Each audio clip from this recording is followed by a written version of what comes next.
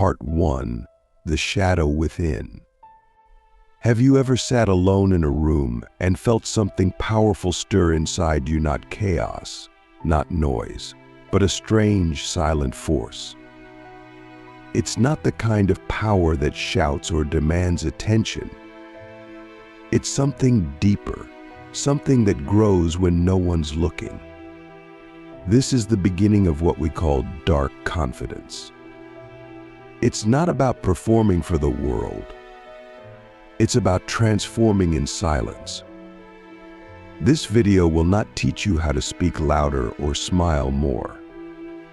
It will not tell you to fake extroversion or charm others into liking you. Instead, you will learn to become someone who no longer needs to be liked to feel powerful. You will learn to sit in silence and command the energy of a room without saying a word.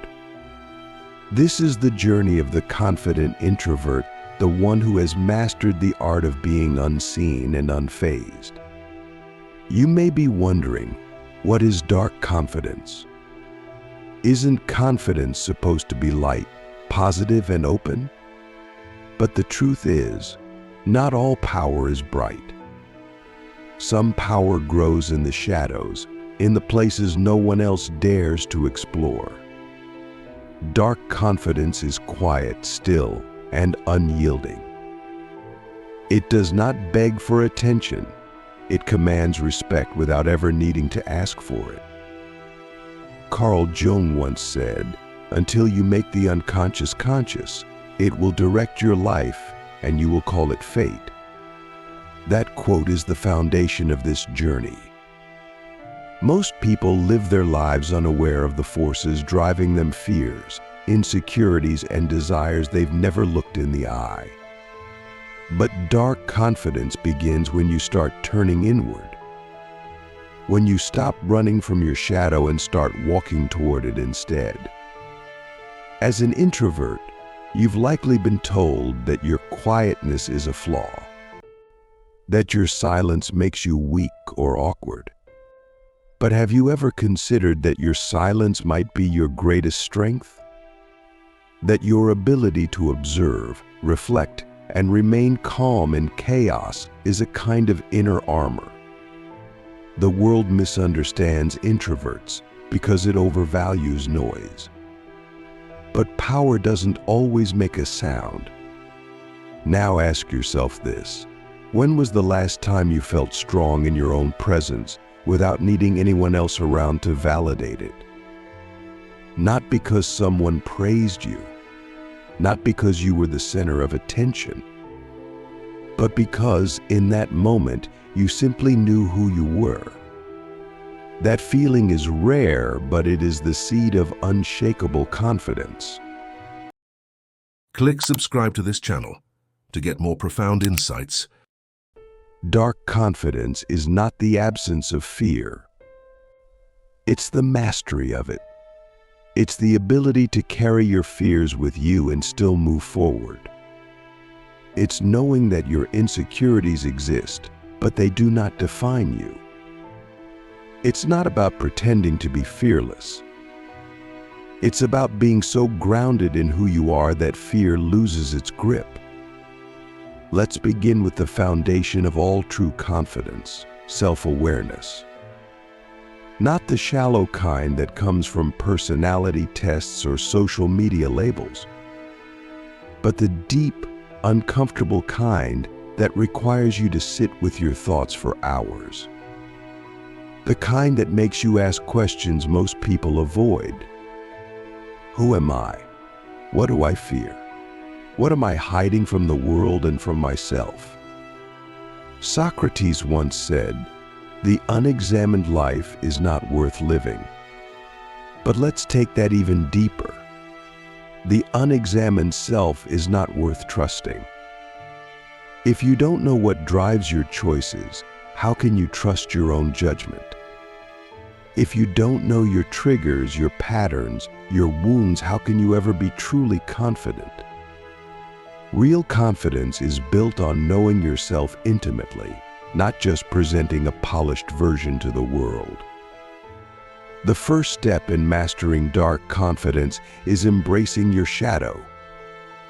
Your shadow is all the parts of you that you've rejected, ignored, or felt ashamed of. It is your fear of being judged, your jealousy, your rage, your insecurity. But it also holds your intuition, your creative fire, and your deepest truths. Jung believed that until we integrate these parts, we remain incomplete. So what does embracing your shadow look like in real life? It means being honest about your flaws without shame. It means noticing when you're pretending to be someone you're not and gently pulling yourself back to your truth. It means forgiving yourself for past mistakes, not to forget them, but to learn from them. It means becoming so aware of your own darkness that no one can use it against you. And in that awareness, you gain control. Now, let's talk about solitude. Most people fear being alone because they mistake it for loneliness. But solitude is not loneliness, it is a sacred space. It is the forge where you build your identity without interference. It is where you test your beliefs, your values, and your strength. The more comfortable you become in solitude, the more magnetic your presence becomes in the world. Introverts have a gift that extroverts rarely access, the power of depth. While the world rushes to be louder, faster, flashier, you can become deeper, quieter, truer. You can cultivate stillness in a chaotic world. And in that stillness, you gain something rare, clarity. Clarity about who you are. Clarity about what matters. Clarity about the path ahead. Now here's a question to shake the ground beneath your feet. What part of yourself are you most afraid to show, and what would happen if you stopped hiding it? Sit with that question. Let it burn. Let it expose something inside you. Because what you're afraid to show is often the very thing that will set you free. The thing that will make you powerful. Because true dark confidence comes not from adding more to your identity, but from removing what is false. It's about peeling away the masks, the performances, the illusions. It's about standing naked in your truth, raw, imperfect, and whole. And when you do that, something powerful happens. People begin to feel you. Not just see or hear you, but feel you. Let's make something clear. This is not about rejecting connection or avoiding people. It's about mastering your inner world so that when you do connect, you do so from a place of strength, not need. You don't chase. You don't beg. You don't bend. You choose. And in that choice, you reclaim your power. Marcus Aurelius once wrote, "You have power over your mind, not outside events." Realize this, and you will find strength. That is the essence of dark confidence. It is not about controlling others. It is about controlling your internal state so deeply that outer chaos no longer affects your inner peace. That's when you become immune to noise. So here's your next question, one that might haunt you in the best way. What would your life look like if you stopped trying to be seen and started becoming someone worth sensing even in silence? Let that question echo in your mind. Let it challenge you. Let it awaken something ancient and powerful inside you. Because when you answer it, not with words but with action, you step into a version of yourself that no one can ignore. And that version, that quiet, unshakable presence, is what dark confidence is all about. Part 2, the alchemy of inner power. There is a moment in every transformation when you are no longer who you were, but not yet who you will become.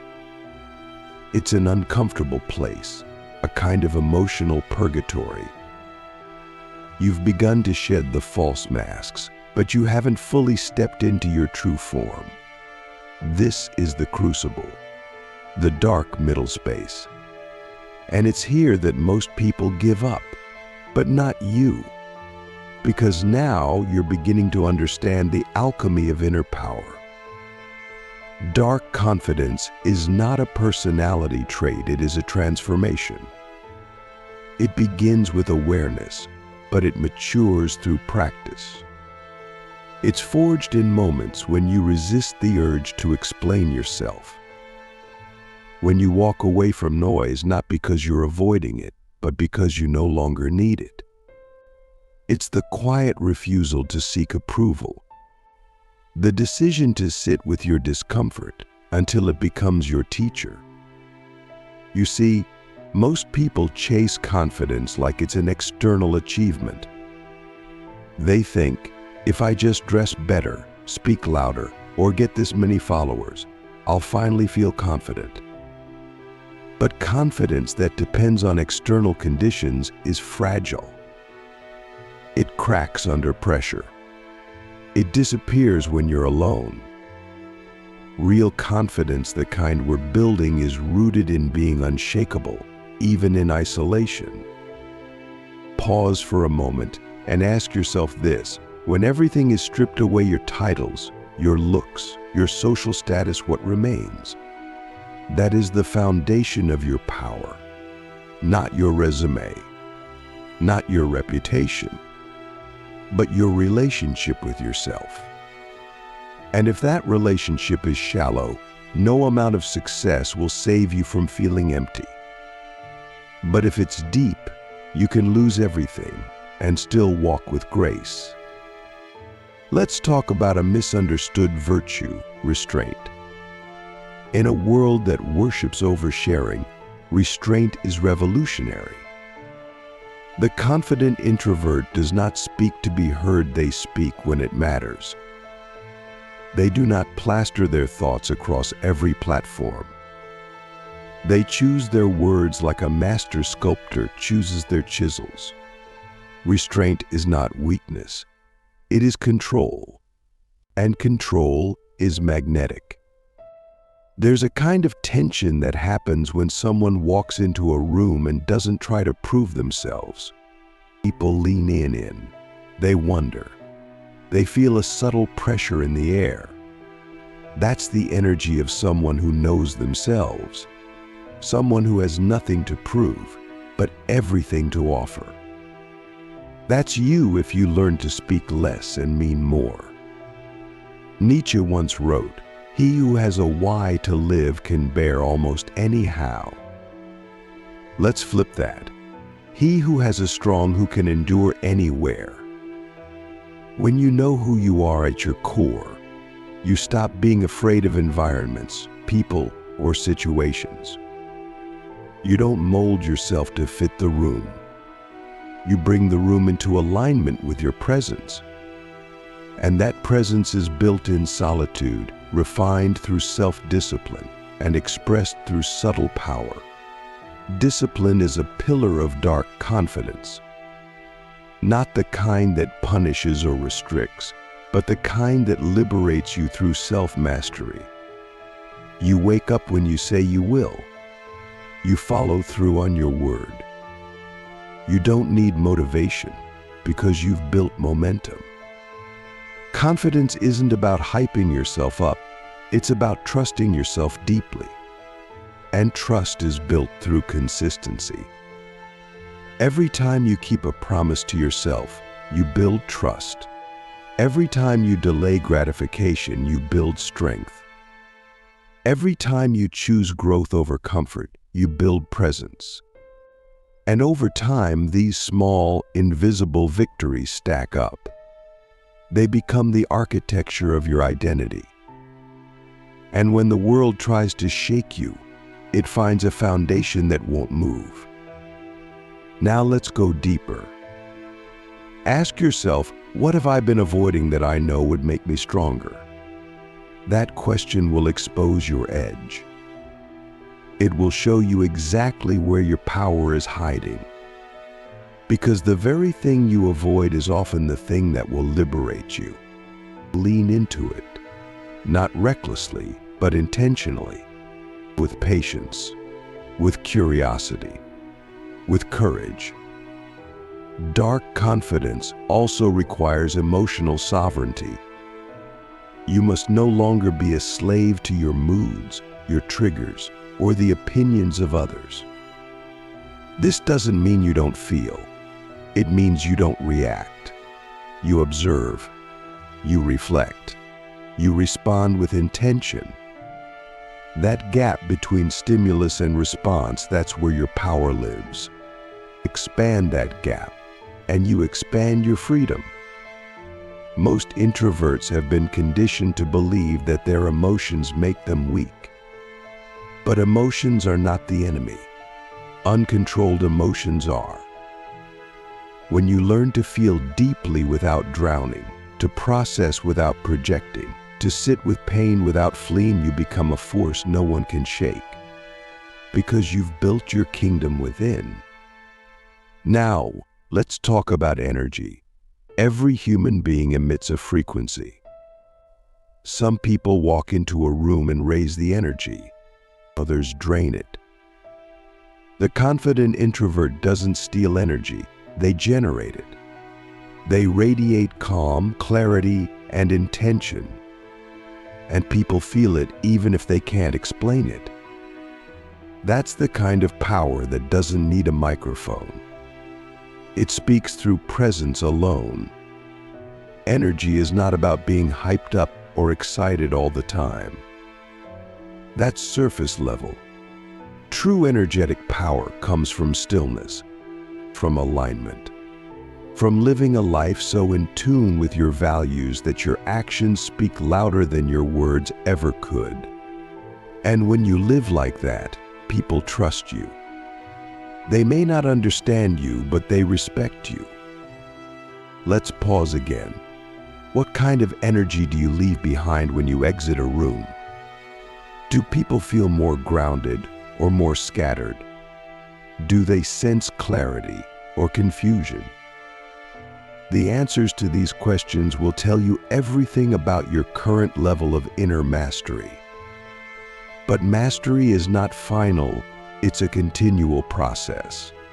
And every day you refine it. Now let's bring in a mystical element, vision. Every confident introvert must have one. A vision that guides them like a compass in darkness. A vision so clear that it makes the noise of the world irrelevant. When you have a vision, you stop chasing people. You stop chasing trends. You start walking your path. And those who are meant to walk with you will find you. Your vision doesn't have to be grand or loud. It just needs to be true. True to who you are when no one else is looking. True to the version of you that exists beyond fear. And when you live from that place, you become magnetic not because you're trying, but because you're aligned. Seneca said, "If one does not know to which port one is sailing, no wind is favorable." So what's your port? Where are you headed? Not just in career or relationships, but in identity. Who are you becoming? What qualities are you cultivating? What kind of presence are you building? These are not casual questions. They are foundational. And here's where it all begins to click. When you align your choices with your vision, your energy shifts. Your presence changes. You walk into spaces differently. You speak with precision, not volume. You interact without performing. You live with intention, not reaction. And in that state, you become rare. And what is rare becomes valuable. So here is your challenge for this week. Spend 1 hour each day in silence. No phone, no music, no distractions. just you and your thoughts. Let them rise. Let them provoke you. Let them disturb you. And then learn from them. Because in that hour, you will begin to hear your true voice, the one that has been drowned out by noise for far too long. When you start listening to that voice, you no longer need to prove yourself. You no longer need to chase validation. You become like a mountain, still, powerful, and grounded. And people feel that. They don't always understand it, but they feel it. And that is the essence of dark confidence. Part 3, Becoming the Silent Storm. There comes a time when all the inner work begins to crystallize. You no longer seek peace, you become it. You no longer look for power, you embody it. And without realizing it, your presence shifts. You walk slower, but with more purpose. You speak less, but when you do, the world listens. This is the final stage of dark confidence, becoming the silent storm. At this point, you no longer need to explain yourself, not because you're arrogant, but because you finally accepted that your energy speaks louder than your words ever could. You felt the shift, that inner stillness, that unbothered clarity. You no longer react to chaos, you observe it. You don't crave to be understood, you're too focused on understanding yourself. And ironically, that's when people start to understand you more than ever. The confident introvert does not seek attention, they attract curiosity. They don't perform, they exist. And that existence is potent. It challenges people's assumptions. It interrupts the noise. It forces others to slow down and wonder, who is this person who isn't trying to impress me, yet somehow leaves an impression I can't forget? That's the paradox of dark confidence. The less you try, the more powerful you become. Let us now explore the final transformation, detachment. To truly master dark confidence, you must release the need to control outcomes. You do not chase approval. You do not beg for belonging. You do not fear rejection. Why? Because you've already accepted yourself. And that acceptance creates space. Space for others to either connect with you deeply or walk away without disturbing your peace. Detachment is not coldness. It is self-respect. It is the understanding that you are not defined by how others respond to you. That someone else's inability to see your worth does not diminish your value. You are not for everyone, and that is your strength. Weak men chase validation. Strong men walk alone until they are met by those who see them clearly, without the need for explanation. Let's go even deeper. What happens when you stop needing to be liked? When you stop adjusting your personality to fit others' expectations?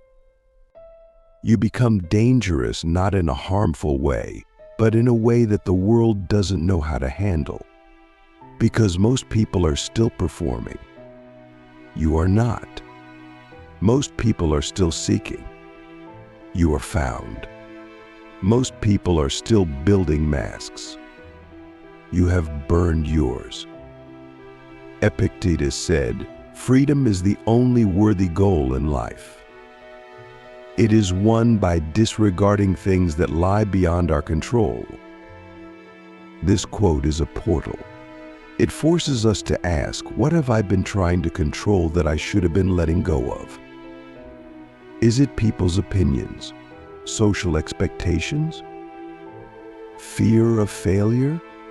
When you release control over what you cannot change, you gain mastery over what you can yourself. Here's a powerful truth. The confident introvert does not seek revenge, validation, or applause. They've transcended those games. They focus on building inner wealth, peace, clarity, strength, solitude, and vision. These are the currencies of the awakened. These are the tools of those who are no longer puppets of society's expectations, but architects of their own reality. And with that, let's talk about influence. Not the kind that comes from followers, likes, or fame, but the kind that changes people just by being near you. This is called energetic influence. When your energy is so calm, so certain, so aligned, that people begin to question their own chaos. They slow down. They ask better questions. They begin to reflect, not because you told them to, but because your presence created the space for it to happen. You can't fake this. You can't force it. It comes naturally when you've done the inner work. When you've confronted your shadows, mastered your mind, and aligned with your truth. And from this place, every relationship changes. You no longer tolerate shallow conversations. You no longer entertain drama. You no longer seek temporary highs. You crave depth, stillness, and legacy. At this stage, you also become more selective. Not because you're elitist, but because your energy is sacred. You understand that not everyone deserves access to you, not because they're bad, but because they're not aligned. You value your time, your space, and your peace. And that quiet selectiveness becomes one of your most attractive qualities. People sense that you're not easily available, and that makes your presence worth more. Now, here's a question that might shake you. If you had no fear of being judged, what would your life actually look like? Would you speak differently? Dress differently? Choose different friends? Would you change careers? Would you finally do the thing you've been secretly dreaming about for years? That question is not rhetorical. It's a mirror. Look into it. The final test of dark confidence is this: can you remain yourself in a world that constantly tries to turn you into someone else? Can you walk into a room full of loud voices and still trust your silence? Can you hold your ground when the world pulls at your identity like a storm pulls at a tree? If you can, you have become the storm. Not the kind that destroys, but the kind that shifts everything it touches.